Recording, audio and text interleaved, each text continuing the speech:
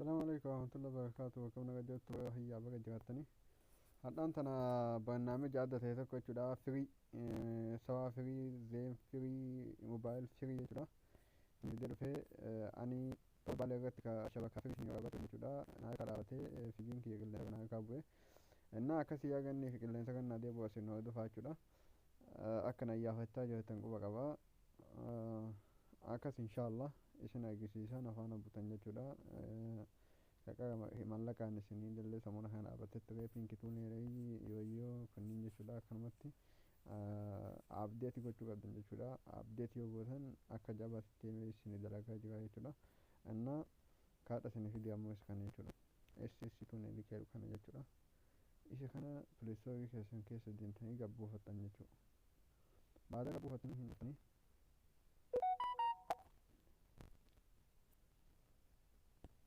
gabbuufattan keessatti jechuudha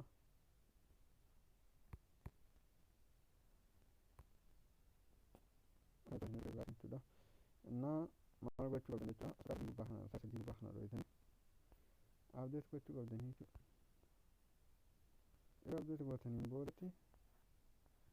egaa abdeet gootaniin boodatti asuma keessa seentanii yoo sawaa qabaatte sawaa yoo zeen qabaatte zeen gubbaa kaa'attaa jechuudha moobaayiliin ammoo kana keessatti ka riyaala 60 santu jira jechuudha riyaala 60 kun as jira jechuudha firiin hin jiru innaa sawaan ammoo isa gubbatti dalagachuuf firii bara 2022 kana gubbatti dalagaa zeeniin ammoo isa kanatti dalagaa jechuudha haala kanaan irra fayyadamtanii jechuudha amma jara seenaa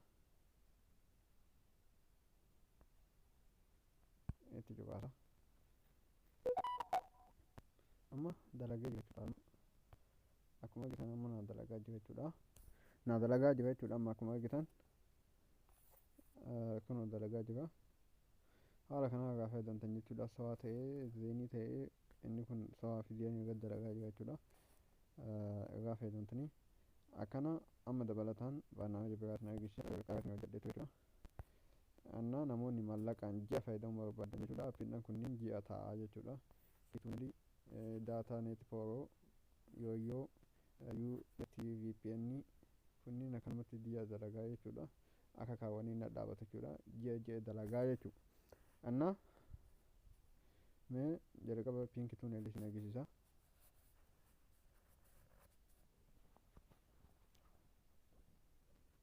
pinkitanii abdii yoo godhu jechuudha jechuudha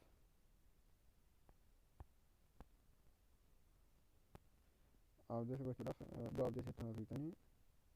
iddoo abdeesitti kana tuqxanii abdees bal'ootti jechuudha abdeetti godhanii hojjetamanii ilma kan jechuudha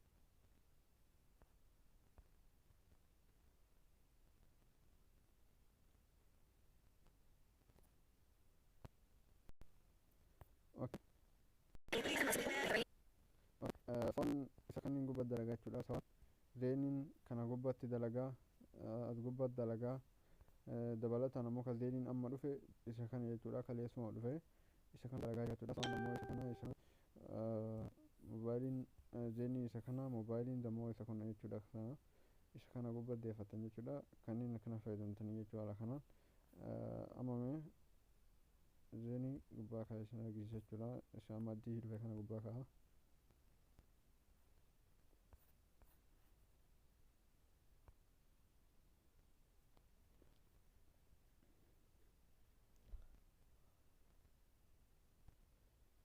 akkuma argitan amma jechuu kunillee haala kanatti fayyadamu jechuudha kanaan dhagaa jechuudha amma akkanatti irraa fayyadamtanii jechuudha kazaan lammeessoon zeeniin lammeessoon jechuudha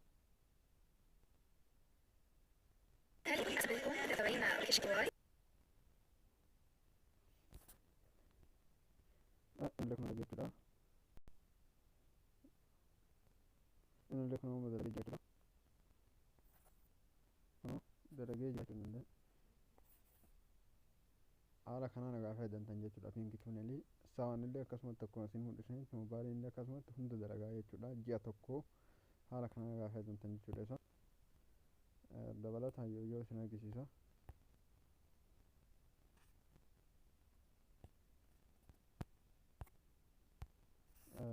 isin agarsiisa dura.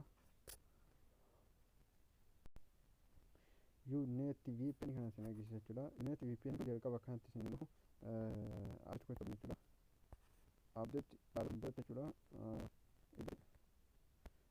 Duwwaa 50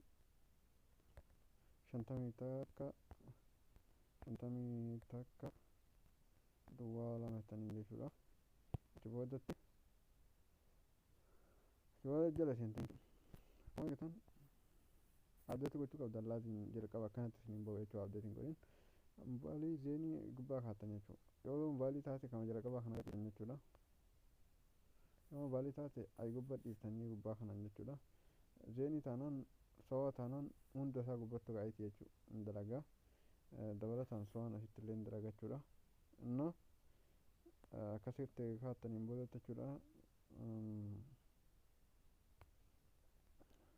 As jala kana aga seentanii jechuudha.